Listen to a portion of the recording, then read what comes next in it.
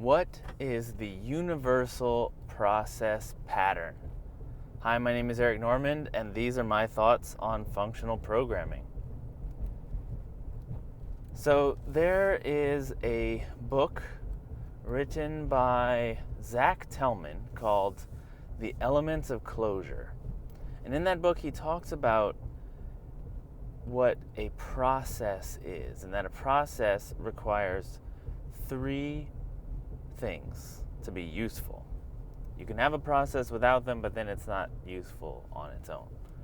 So the three things are: you need a way to accept input, a way to transform that input into an answer, do some calculation, and then send an output, have some effect on the world.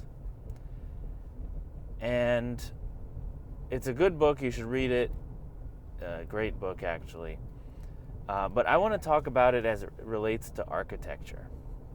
So if we look at this process pattern as a kind of schematic for how our software should behave, it's going to have this input. So this is any kind of input. This could be user input, it could be web requests coming in, it could be stuff coming off of a queue. That's input. And then there's the output, which is sort of the effects it's having on the world. It's sending emails, it's responding to the web requests, it's displaying stuff on the screen for the user.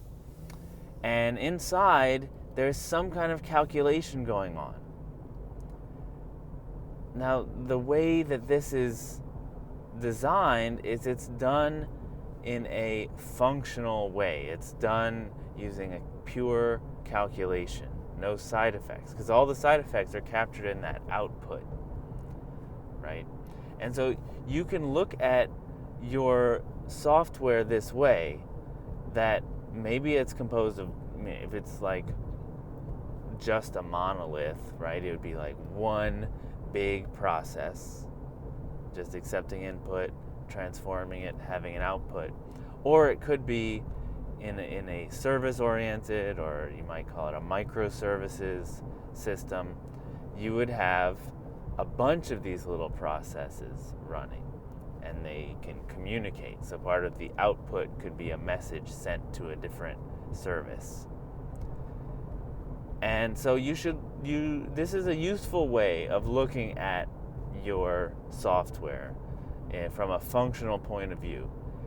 You push the input and output, you push the effects to the edges, and it's sort of defined as this is the input, this is the output, but inside you have a functional transformation, some kind of calculation from that input to the output. So this is my third thought on functional architecture. I don't think this thought is that deep, but I thought it could be helpful to have this kind of schema in mind, this schematic for how if you had to like draw it on the board, because a lot of architecture is just drawing. So if you're drawing it on a whiteboard, you could draw a box with like arrows going in and arrows going out. What are the inputs? What are the outputs? And that would help you organize the ideas and put some kind of structure to them, some kind of architecture to how to lay it out, as opposed to not considering those inputs and outputs separately, right? That's what really makes it functional, is that those are actions, the inputs and outputs. They're not controlled by the process. The outputs are, but the inputs aren't.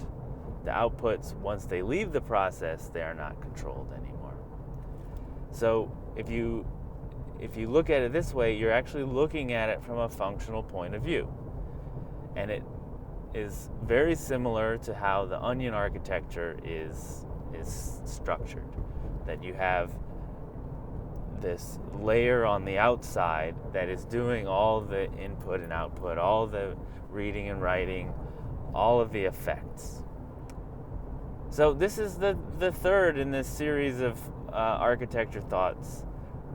I don't consider this that deep, but it's been helpful to me to see a way to like draw these things in a small way. Instead of having to draw like a whole onion thing, you just draw these little boxes with lines and arrows. Awesome. If you'd like to get in touch with me, you want to discuss it, I'd love to hear more thoughts on functional architecture, because it's an important topic, and I don't think we have a good enough literature, even an informal blog literature about it. So if you have a thought, if you've read a thought before on this, come on, share it. Share it with me, share it with others, put it in the comments. You can find me on LinkedIn.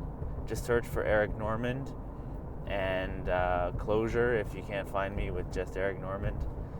And on Twitter, I'm at Eric Normand. I love to get into Twitter discussions. And then you can email me if it's a longer form thing. I'm eric@lispcast.com. Please subscribe and like. It really helps me out, helps support all of these thoughts. If you find them interesting, it's something that would be very helpful. Great. Thank you so much. See you next time.